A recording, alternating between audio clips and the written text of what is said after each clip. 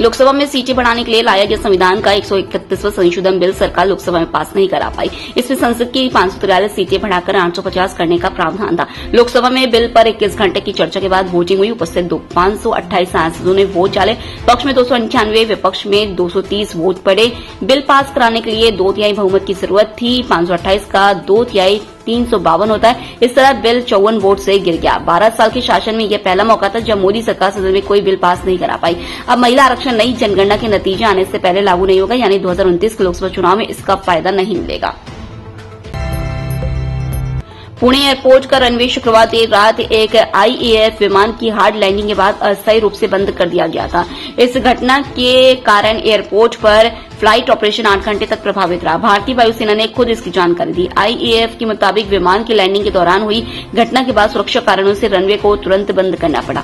विमान का क्रू सुरक्षित है, किसी भी संपत्ति को कोई नुकसान नहीं हुआ है। हालांकि एयरपोर्ट पर फ्लाइट ऑपरेशन सुबह 7:30 बजे के बाद नॉर्मल हो सका। एयरपोर्ट डायरेक्टर के मुताबिक 5 एयरलाइंस की 91 फ्लाइट्स कैंसिल करनी पड़ी थी। कैंसिल होने वाली फ्लाइट्स में इंडिगो की 65, एयर इंडिया की 6, स्पाइसजेट की 5, कासा एयर की 5, एयर इंडिया एक्सप्रेस की 10 फ्लाइट शामिल थी। उत्तराखंड में 4 धाम यात्रा शनिवार से शुरू हो जाएगी। ऋषिकेश में मुख्यमंत्री पुष्कर सिंह धामी 10 बसों को यमुनोत्री व गंगोत्री धाम के लिए रवाना करेंगे। ये यात्री 19 अप्रैल को यमुनोत्री गंगोत्री के कपाट खुलने के वक्त मौजूद रहेंगे। 4 धाम के लिए अब तक 18,25,000 श्रद्धालुओं ने रजिस्ट्रेशन करवा लिया है। पिछले साल 23 लाख श्रद्धालुओं ने रजिस्ट्रेशन करवाया था। गुरुवार से ऋषिकेश और हरिद्वार में ऑफलाइन रजिस्ट्रेशन काउंटर भी शुरू हो गए। सबसे पहले मध्य प्रदेश के 100 यात्रियों ने रजिस्ट्रेशन करवाया।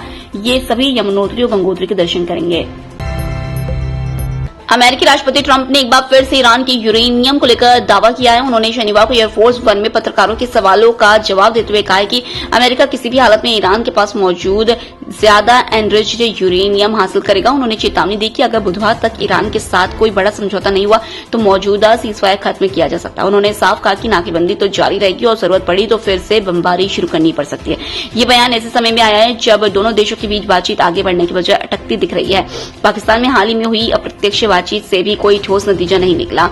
हालांकि बैक चैनल बातचीत से उम्मीद जगी थी, लेकिन अभी भी कई बड़े मुद्दों पर दोनों पक्ष सहमत नहीं है।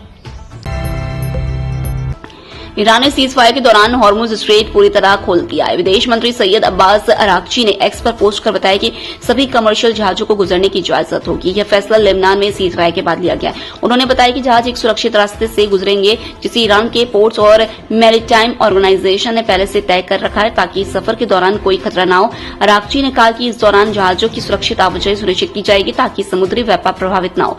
वहीं अमेरिकी राष्ट्रपति डोनाल्ड ट्रंप ने ट्रुथ सोशल पर पोस्ट कर ईरान को शुक्रिया कहा है। उन्होंने यह भी कहा कि भले ही हॉर्मुज स्ट्रेट खुल गया है, लेकिन ईरान पर अमेरिकी नौसैनिक नाकेबंदी जारी रहेगी और यह सिर्फ ईरान पर लागू होगी। इस पर ईरान ने चेतावनी दी कि अगर उसकी बंदरगाहों पर नाकेबंदी जारी रही तो वह सीज फायर का उल्लंघन मानेगा और हॉर्मुज स्ट्रेट को दोबारा बंद कर देगा।